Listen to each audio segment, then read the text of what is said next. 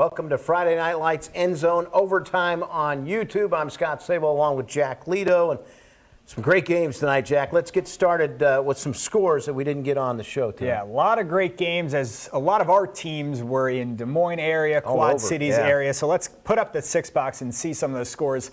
Up and down day for Eastern Iowa. You get Kennedy going to Bettendorf and taking the loss. It looks like it's just going to be a tough one of those years for Kennedy. Xavier with a good win against North Scott on the road. That's not easy. Cash Parks, by the way, came back and played tonight, which was really big. That's great to know. Yeah. That's great to know. I'm glad he's recovering. Prayer was that other one that against Ankeny. They're on the road. That's just a really tough place to play. Ankeny, Centennial, Polk, and what am I forgetting? Valley and Dowling too. All just.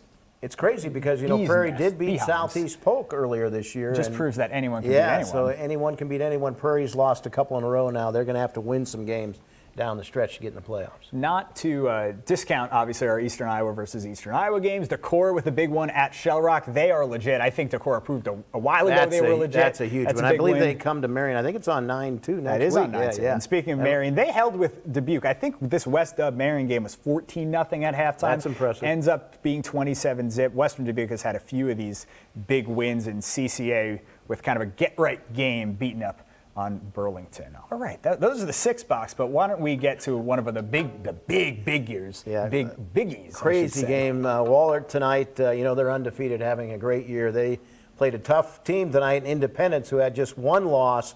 Wahlert wins it 17-10 in a defensive showdown. Chelsea Brown has more. It was a happy homecoming for Dubuque Wahlert, who took care of a tough Independence team and stay undefeated on the season. This one was a defensive battle to start. Drew Riley rolls out looking for a blue jersey downfield, lobbing up the ball, but instead finds a white one. Christopher Meyer comes up with the interception, but the Golden Eagles return the favor. A.J. Kittner looking for room to run for the Mustangs, but he's gobbled up by a flock of Eagles. Following a scoreless first half, Mustangs on the run again. This time it's E.J. Miller on the quarterback keeper, and he picks up a nice gain. That would set up this play. Miller launches the ball high into the pitch black sky. This one turns into a jump ball, but it's Zeke Simons who comes down with the catch just in bounds for the touchdown. Independence takes a 7-0 lead. Wahlert back with the ball, and they go to the air. Riley connects with Michael Borman on the outside, and he gets within the 20. Then they keep it on the ground. Ben Francis finds room to run down the sideline, and he gets into the big box to make it 7-7 at the half. Golden Eagles make it 10-7 in the third quarter, and then they just wear down the Mustangs. Riley connects with Tate Shope through the air, and the fullback is just short of the goal line. But the very next play, Wahlert punches it in from short and goal to make it 17-7. A Campbell Schwartz field goal makes this a one-score game in the fourth quarter, but it's Waller's defense who shuts the door on this one, as this pass is broken up by Shope, and it's the Golden Eagles who remain unbeaten as they win this one 17-10. It's amazing. It's never something I would have thought that we would do, but we did it as a team. It's a great feeling. It feels amazing, you know, just all the work we put in the offseason. Whole team's excited. We're excited to see what we're about to be because, hey, man, this is what the expectation is, and we're going to keep rolling and keep it going.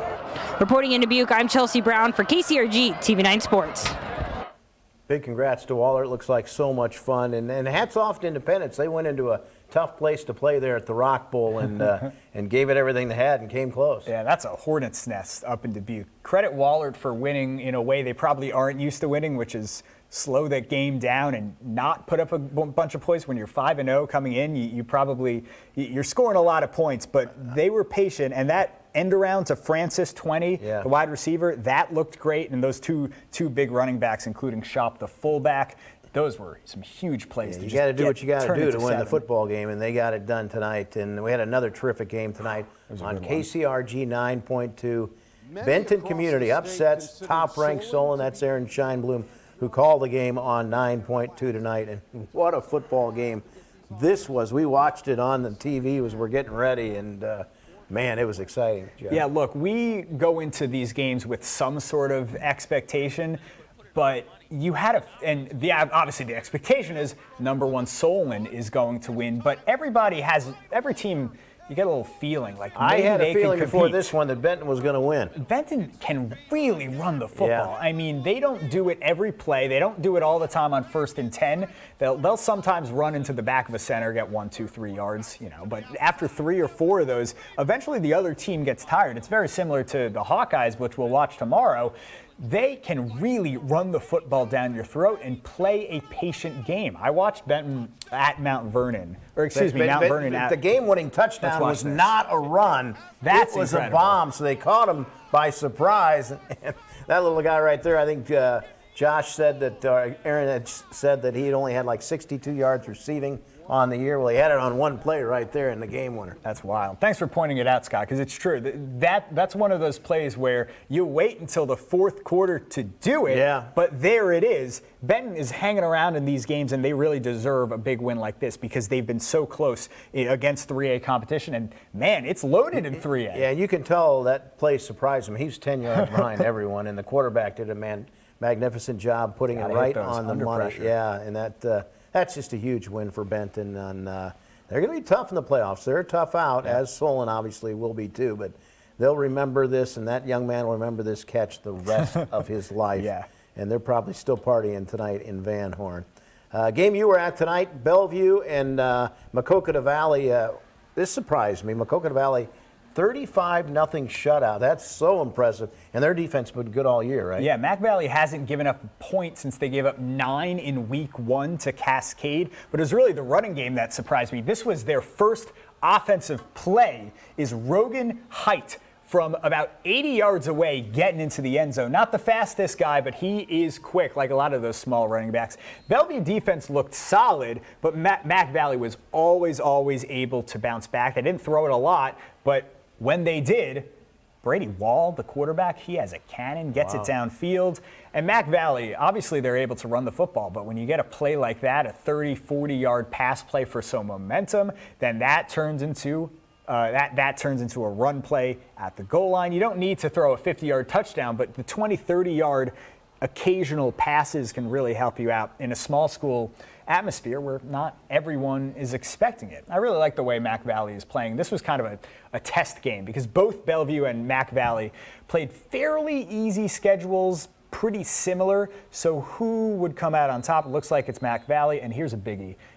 The Wildcats are going to undefeated Northland. So if you want to test the prove-it game, that's next week. So that should be good. But talk about the improvement of Mac Valley. They'd only won one game, right? Yeah, one game 3 years ago. They won, I believe, 5 2 years, and they were a playoff game, playoff team last year. But the most impressive thing I think about Mac Valley is that team is young. The running back is a sophomore, Rogan Height. Eli Doherty, who made that catch, he's a sophomore. The junior quarterback. This is a team that has built its culture. It's not just one great class, although the senior class has been great, especially on the line of scrimmage.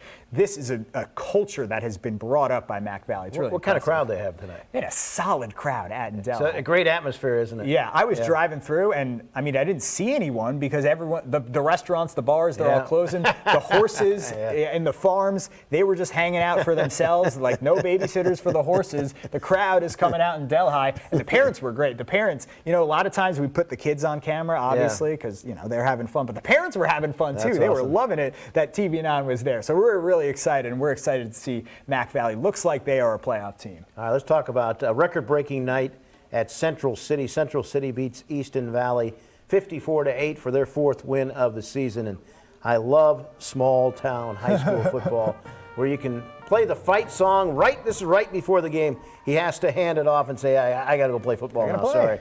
And I love that. And boy, Central City, they're just going to pound it at you every single time. And they have a young man named Matthew Klosterman who's been playing a long time. Their brother used to play for him. He graduated.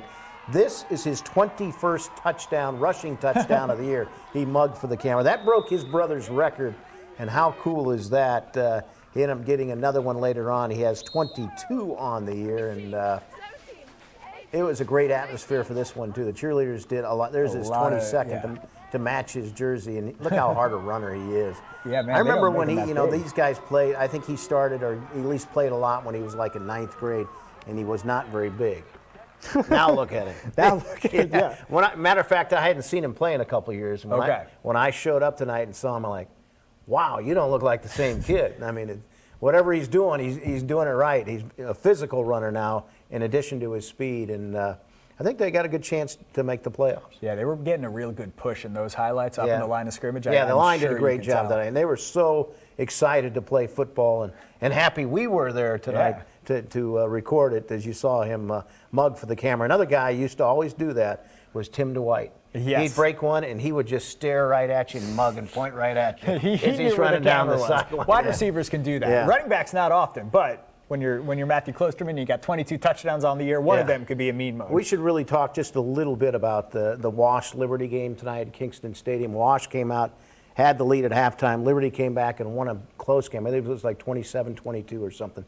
But a very close game. Impressive by Wash that they were able to hang with Liberty tonight. Yeah, to come out in the first, second quarter and get the lead. Liberty is just a really talented team with a lot of strong guys up in the line of And they scrimmage. can really They're throw able the to football, run. too. Yeah. Their offense is one of those offenses that will just lean on you, and then they'll break the big play. So I think the next step, if we're talking from a Wash perspective, you're happy you got that close to the win. They're close. They're real close. And they have a young team. Yeah. You're happy. It's really just about the consistency doing it for all 4 quarters. And if you're Liberty, I don't want to call this a clunker of a game because They won. Wash is not a clunker. No, like and- Wash and is they not won. an opponent you can just roll over. But you got to win your clunkers by just getting over. Five the and tough one now. Liberty is 5-1. I mean, Yeah. they're going to be a playoff team. They're going to be a playoff team. Yeah. And how about it if Liberty can win or at least well, they're 5A. Hold on for a second. 5A now, not 4A. It doesn't look like. I don't think they're winning a state championship. No. But if they could compete to get to the Dome in This year, is a building year thing 6? under Under Coach Chandler. It's his first year. Scott Chandler's done a tremendous job, and he's building a great program in a hurry there. So fun to watch. All right, we're going to do this again next week. All right. Thanks for joining us on the show tonight.